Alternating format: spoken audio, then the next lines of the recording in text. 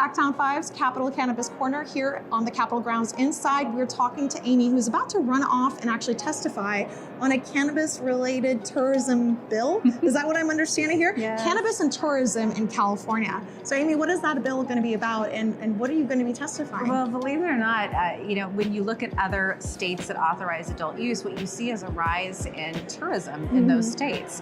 And what we saw after the passage of the Adult Use of Marijuana Act, Proposition 64, was a very, very significant increase in internet hits related to cannabis tourism in California.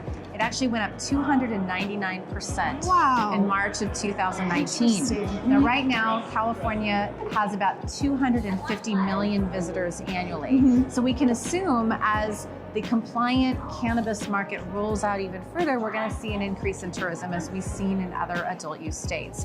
So there's a bill that I'm going to go testify on shortly by a Senator, Jerry Hill, that basically recognizes the fact that people are coming and they are consuming cannabis in party buses and limousines. So what it basically says is you just have to have a partition. Right. So if you are a driver and you are transporting customers and they are consuming cannabis products, you have to have a partition to ensure the safety of that driver. And what the bill also does is it says you have to be 21 when cannabis is consumed. Right now, technically that is illegal, but it's happening. And I think the fact that we're recognizing cannabis tourism as a byproduct of the passage of 64 is why this bill's been introduced and is moving forward today. It's like it continues to evolve, and there's so many little things that we don't think about. I mean, when Prop 64 passed here in California, it was probably not on the top of someone's head to think about partitioning,